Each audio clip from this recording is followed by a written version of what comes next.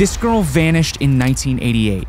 Fast forward to June 2023, 35 years later, and the case is finally solved. Maybe. Here's what we know. A 19-year-old girl goes missing in New Mexico. A year later, this terrifying picture is found on the other side of the country. Her parents say that she is the girl in the photo, but the FBI, they say it's not a guaranteed match. Based on our independent analysis, we cannot confirm nor deny that the girl in the photo is Tara Calico. So this girl, was she kidnapped? Was she killed? Or could she still be alive today? That's what we're going to try to uncover.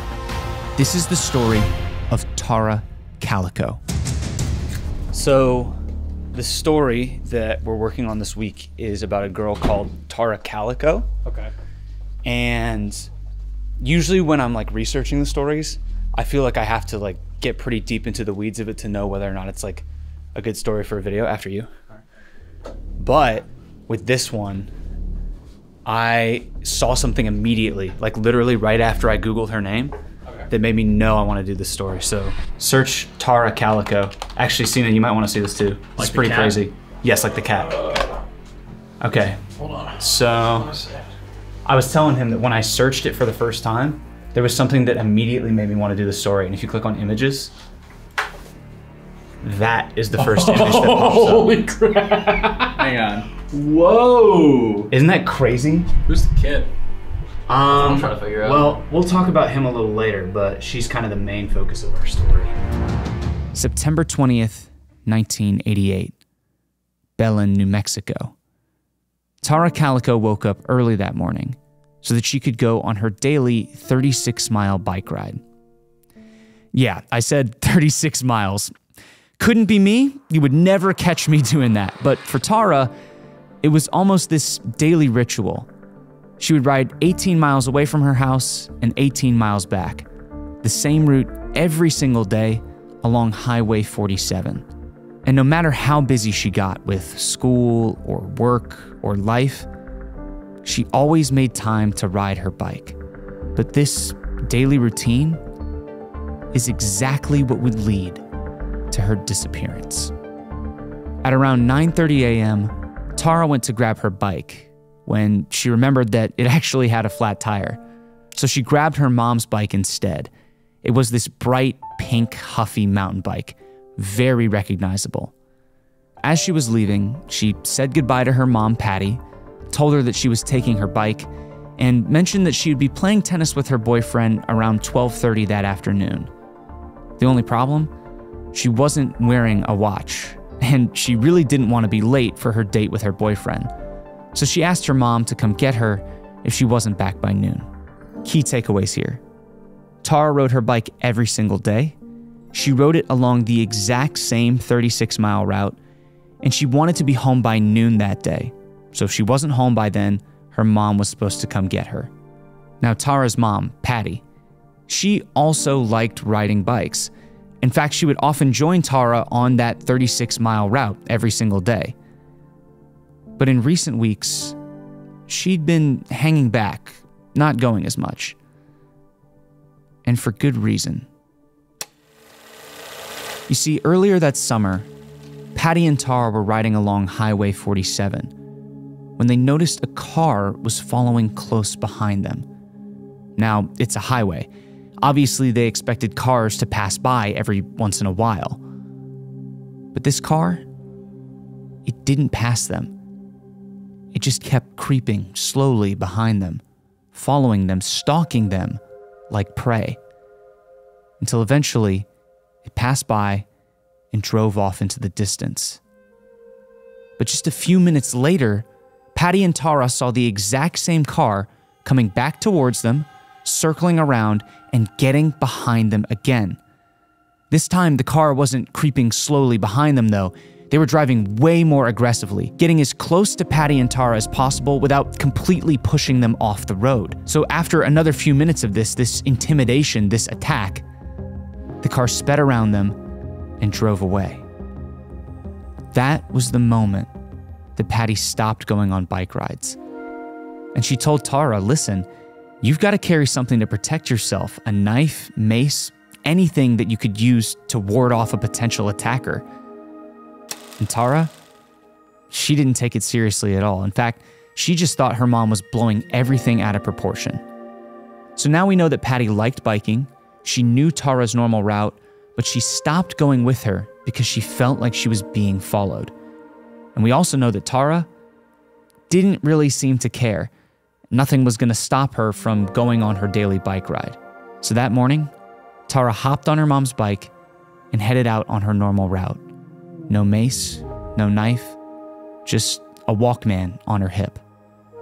Patty watched from the window as Tara disappeared down the street.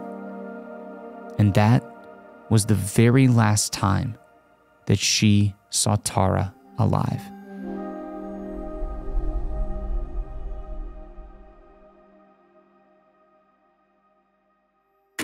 So when I first started researching Tara's case, I noticed that nobody had really taken the time to map out her daily bike ride, her 36-mile bike ride. So I spent some time looking at Google Maps, kind of the area that she was in, and trying to figure out where exactly she was on the day that she disappeared. And I think that I got pretty close, at least as close as I can get without a lot of solid information. So let me show you what I came up with. Based on what I've read, Tara would ride her bike along Highway 47 and towards the railroad tracks. Those two things cross each other right here. So my theory is that she would leave her house, ride all the way down Highway 47, cross the railroad tracks, and stop at Interstate 60 right here. That's almost exactly 18 miles from her house, so it would be the perfect halfway point for her to turn around. Now, on this map, there are 3 important places that you need to know. The first is just a couple miles from her house. This is where Tara was last spotted. The second is a little bit further along the route, right about here. This is where some of the evidence in the case is going to be found. And the third spot, it isn't even along this route at all. It's all the way out here at JFK Campground. Now you can see just how far away that is on the map. So the question is, how did evidence even end up all the way over here? Hopefully, we'll be able to figure that out along the way. But first, let's go through the day that Tara disappeared. At around 9:30 a.m., Tara leaves her house and heads towards Highway 47. 7 separate witnesses reported seeing her ride along her usual route. And the final witness saw her at 11:45 a.m., heading back towards her house. At that point, she was about 1 or 2 miles away. But she never made it home. A pickup truck. The final witness also said they saw a 1953 white Ford pickup truck following closely behind Tara on her route. Tara didn't seem to notice that she was being followed, maybe because she had her headphones on and she was still listening to her Walkman. But regardless, nobody actually saw her abduction. All we know is that after this moment, the final witness report, Tara was never seen again. So the 3 things we know: Tara left her house at 9:30, she was last seen at 11:45, and she was being followed by a white pickup truck. Back at home, Tara's mom Patty was anxiously waiting for her to return. It wasn't like Tara to be late. She was punctual, she was organized, and most importantly, she was independent.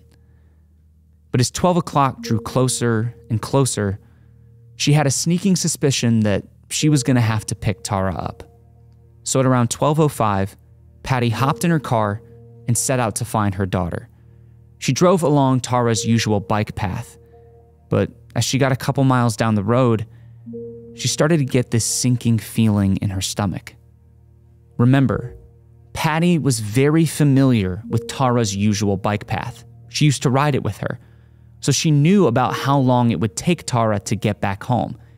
And the fact that she wasn't within a couple miles of the house when she went looking, that was concerning.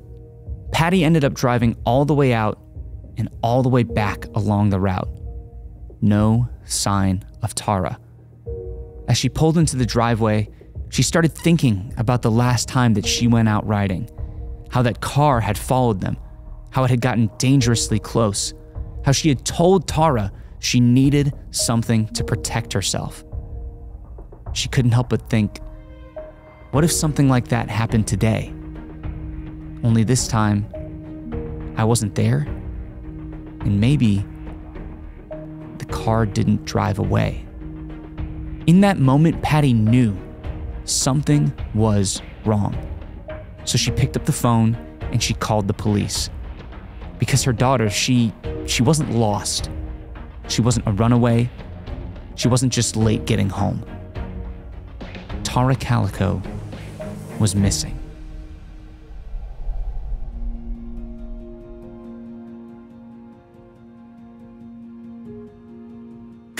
This is the beginning of the investigation. So let's start with what we know. Tara was last seen at 11:45. Her mom went looking for her at 12:05, so she disappeared somewhere within the span of that 20 minutes.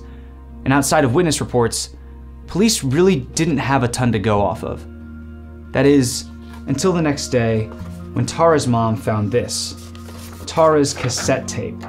She found it just a few miles away from their house, but in the opposite direction that Tara would have been going. So either Tara chose to turn around, or somebody forced her to turn around from where she was last seen and go back the other way. And when police arrived, they had a feeling there might have been a bit of an altercation, because they found tire tracks in the mud on the side of the road where Tara was riding. And according to her stepfather, it looked like they had been smudged, like she was almost dragged off the road, maybe into the back of a white pickup truck that was following her. So police decide to expand their search area, see if they can find any more evidence.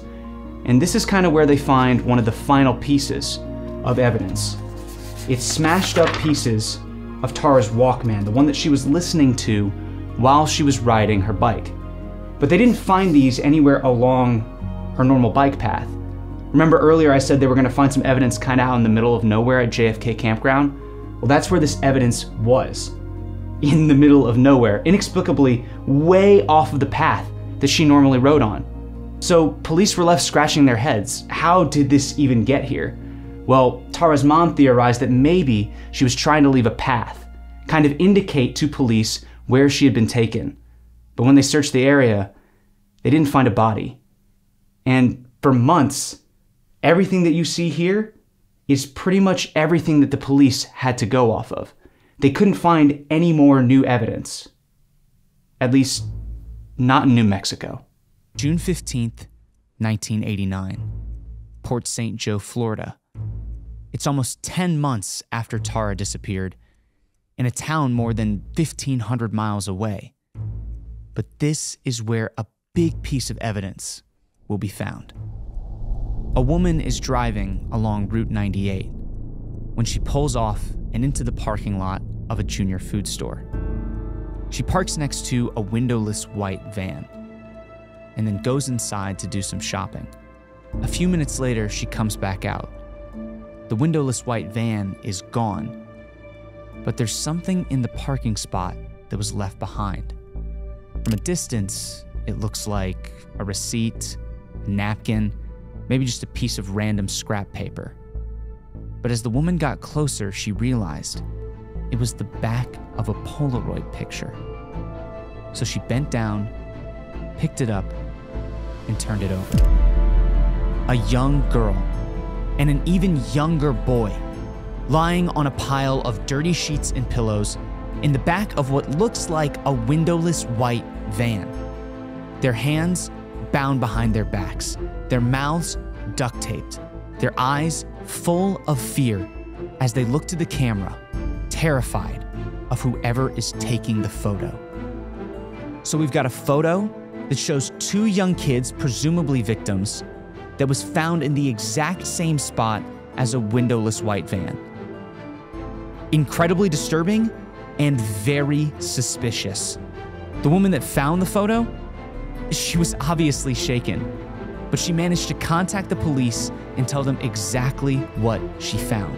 The police set up a perimeter around the area, hoping to stop the windowless white van from leaving. But it was too late. The van, the driver, and the potential victims in the back, they were gone. 2 months later, the Polaroid is shown on a TV program called The Current Affair. That is the first time that Tara's mom, Patty, ever saw the Polaroid. And as she looked at that photo, at that young girl bound and gagged in the back of a van, there was just one question on her mind.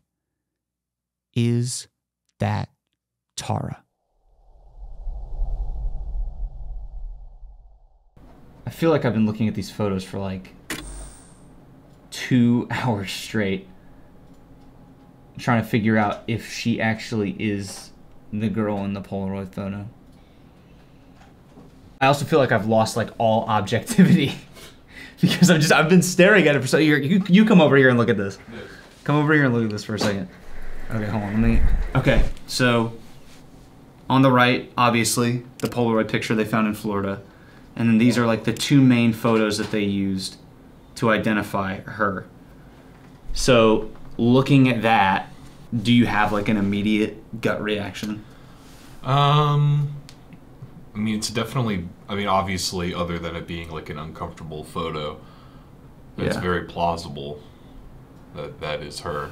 So how long would she have been in captivity? So that would have been like a year. This is a year after she disappeared pretty much. Okay. Now her mom, she was like, this is her.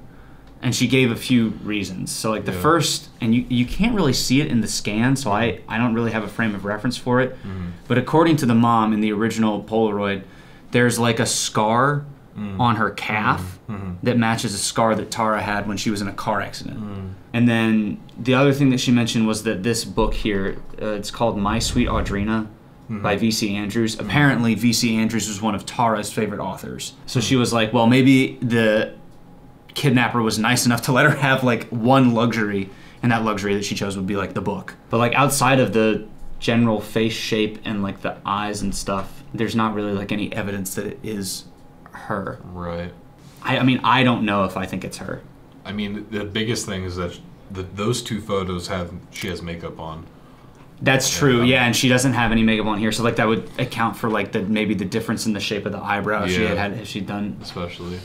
They do still curve downwards a little bit. Yeah, on the left side. Just not as long. Dude, it's so tough to say. I think the other thing that often gets overlooked is that there's also another person in this photo. Yeah. And that story is actually pretty interesting too. Yeah? Yeah. Michael Henley, 9 years old. A boy who went missing just a few months before Tara. He was last seen in the Cibola National Forest, just 50 miles from where Tara disappeared. So, it's April 21st, 1988. Michael Henley, his father, and a family friend are traveling to Cibola National Park to go for a camping trip. When they arrived at the campsite, the 2 adults started setting up to go hunt some wild turkeys. But within just 20 minutes, Michael disappears. Michael's father reported him missing almost immediately, and investigators assumed that Michael had just wandered off into the woods and got lost on his way back to the campsite. But their search came to a screeching halt almost immediately when a high-altitude storm dumped snow all over the surrounding area. When they were able to continue their search, police were joined by members of the National Guard and over 400 local volunteers. They scoured every inch of the 10-mile perimeter set by police. But after a week, they came up empty-handed. So we've got a young boy that vanished from his campsite and presumably got caught in a heavy snowstorm. Even though they couldn't find the body, all that led most people to assume that Michael had died somewhere of hypothermia. But then, the Polaroid appeared. The boy in that photo, looks a lot like Michael Henley. At least, that's what the Cibola County Sheriff thought when he saw the exact same TV program as Tara's mom. So he taped it on VHS and he took it to Michael Henley's parents. And after looking at the photo, they just had one thing to say. That is Michael. So why is this important? Well, Tara and Michael went missing from roughly the same area, and it was all within the same time period as well. So if they were kidnapped by the same person, it would make sense for them to be together and therefore be the two people in that Polaroid photo. But for their parents, it was more than that. That Polaroid was a symbol of hope. Not just because it meant their kids were alive, out there somewhere, but because it meant they weren't alone. Yes, the kids were clearly in danger. They were duct taped and bound in the back of a van. But they were together. They had each other. The same could be said for both Tara's family and Michael's family. I can only begin to imagine what an isolating experience it must be to have a child go missing. So to finally have someone that you can talk to that understands the pain and the suffering and the grief that you're going through, that feeling has to be freeing, comforting. Tara's family and Michael's family ended up working together. They handed out missing persons flyers, traveled across the state of New Mexico, basically did anything they could to spread the word of their missing children. And all of their efforts seemed to be working. The story was spread across the country of the two missing kids in the Polaroid picture, Tara Calico and Michael Henley. Sightings started to pour in from all over the South. It seemed like whoever their captor was doing their best to move around, avoid detection from police. And with every new sighting came a renewed sense of hope for the two families. After all, any one of those sightings could be the one that brought their kids home. But then, in June of 1990, the case took a turn.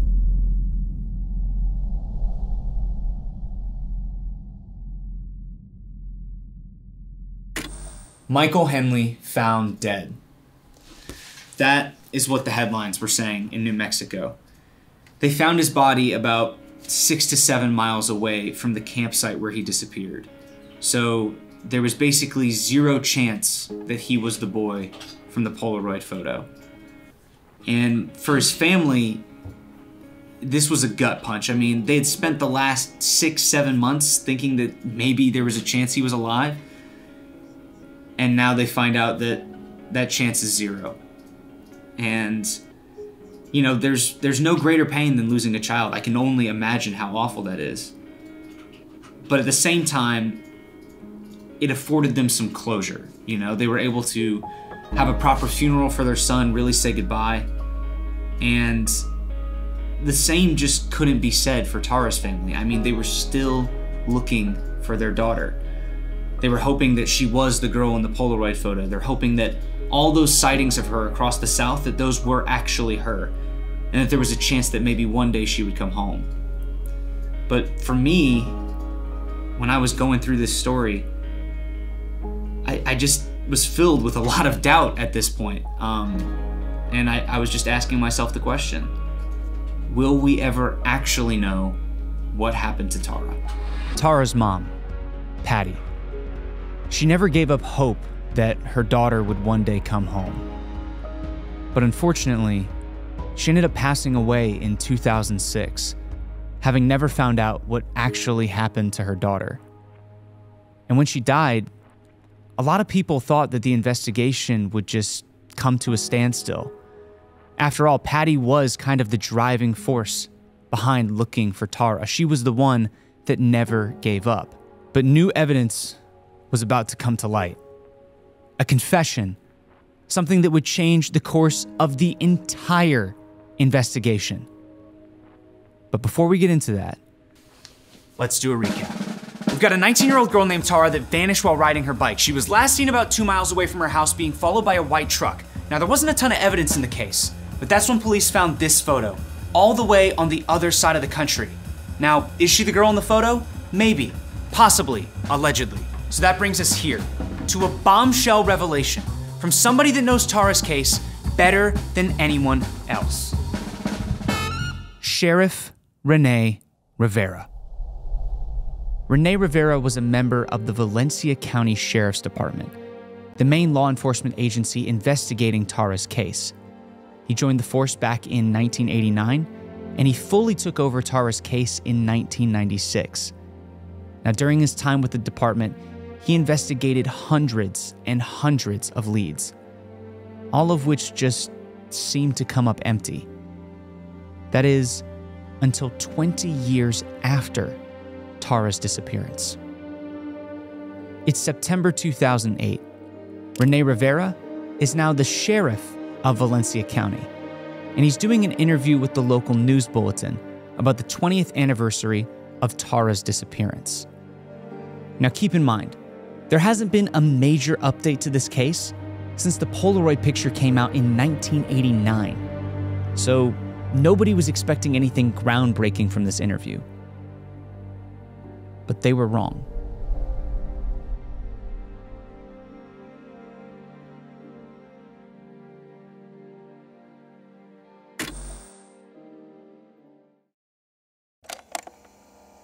For starters, I think that Tara is dead.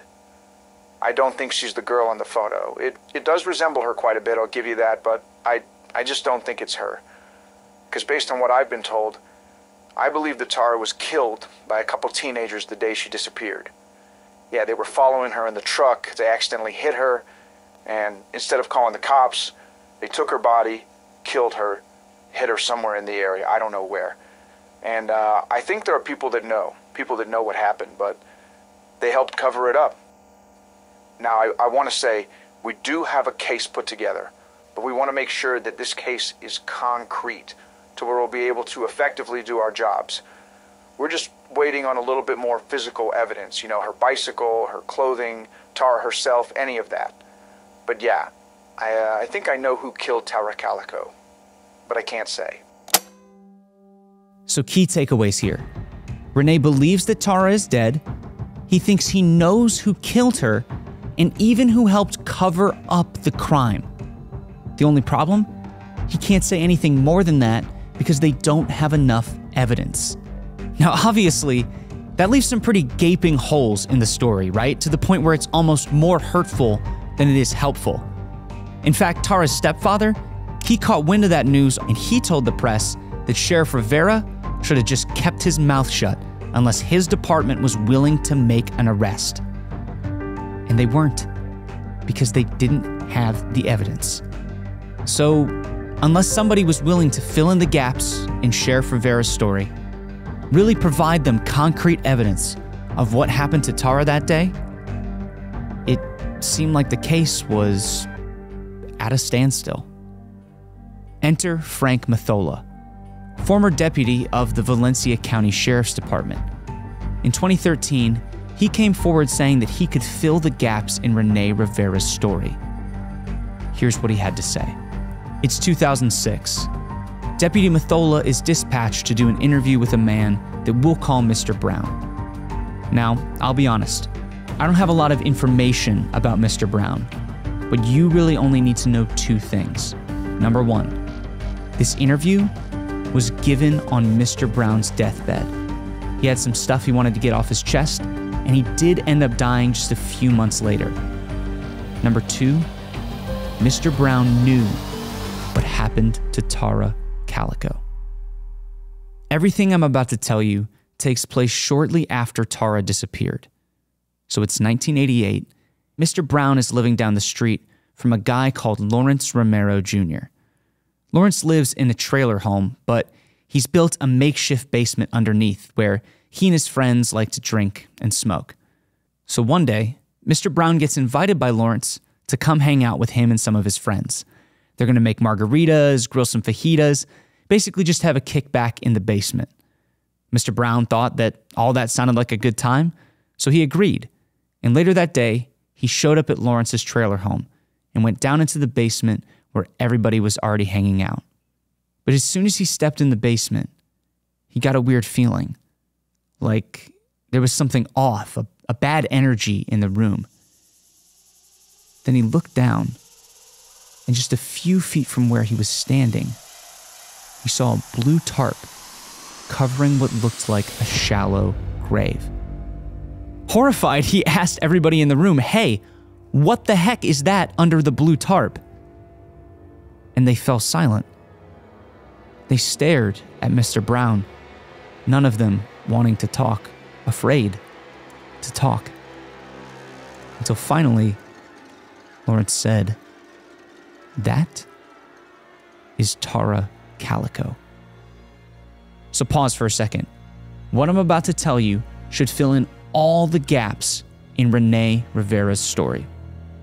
Lawrence went on to explain exactly what happened the day that Tara disappeared. He and some friends were riding around in their pickup truck, following Tara as she biked along her normal route. A couple miles away from her house, they hit her with the car and put her and the bike in the back of the pickup truck. They drove her around, disoriented her, until they ended up in a secluded area where they assaulted her. But Tara, she wasn't going to be intimidated. She threatened all the boys that she was going to go to the police and get every single one of them arrested. So Lawrence panicked. He looked around, reached for a knife, and stabbed Tara to death. All right, real quick, we've got Lawrence and his buddies in a pickup truck. That lines up with witness reports from the day that Tara disappeared. We've also got him saying that he was afraid of being caught, so he killed her. That lines up with what Renee Rivera said, although conveniently, Renee left out the part where she was assaulted. So the question is, why was Lawrence Romero Jr. never investigated? Well, there's a few reasons. Number one, Lawrence took his own life in 1991, years before Mr. Brown's deathbed confession. Who knows, maybe he was overcome with guilt because of what he did. Number two, Frank Mathola, the deputy sheriff that interviewed Mr. Brown, he filed a report about their interview, but the tape recording that went along with it mysteriously disappeared somewhere along the way, and it was never filed as evidence. Now, obviously, that seems pretty suspicious, but it brings me directly to my third point. Lawrence Romero Jr., he wasn't just some guy that lived down the street from Mr. Brown. He was the son of Lawrence Romero Sr., better known in Valencia County as Sheriff Lawrence Romero. Yeah, that is a huge bombshell. Sheriff Lawrence Romero was the one in charge of Tara's case when she went missing in 1988. And now we're finding out that her alleged killer was his son. So when Renee said there was a cover-up, I assumed that it was just some parent covering for their kid. But it wasn't that. It was an actual sheriff covering for his son, maybe even destroying evidence.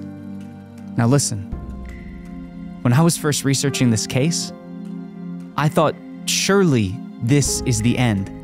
We've got enough information to gather additional evidence and finally get a conviction. But it wasn't enough. Mr. Brown's statement, Deputy Mathola's interview, everything that Renee Rivera said to the press, none of it was enough. They just didn't have the evidence. So, to this day, Tara's case remains unsolved. Her body remains undiscovered. And her killer has yet to face justice.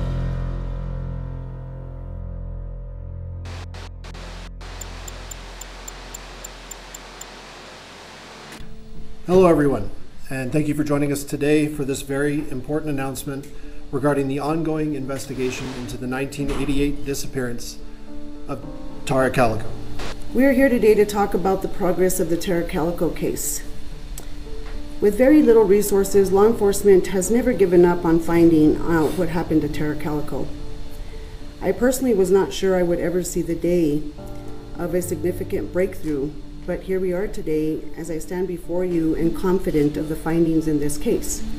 At this time, law enforcement believes there is sufficient evidence to submit this investigation to the District Attorney's Office for review of potential charges. Currently, the identities and specifics of the persons of interest are sealed by the court and will remain so until a court order otherwises. In the coming months, the Valencia County Sheriff's Office looks forward to working with prosecutors to obtain justice for Tara and her family. So, June 2023.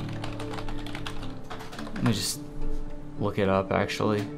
Sheriff says sufficient evidence in Tara Calico disappearance to submit to DA for possible charges. So that's pretty huge. I mean, we might actually finally see some justice in this case. I'm still left with a couple of questions, like, are any of the people that Mr. Brown accused actually involved, like the sheriff and his son, the cover up, that whole thing? Is it possible at all that she was the girl in the Polaroid? I don't know. I feel like this could either confirm that or completely eliminate it from possibility. So, you know, I'll be waiting to see what happens with this, but in the meantime, you all, the jury, can decide for yourselves what you think.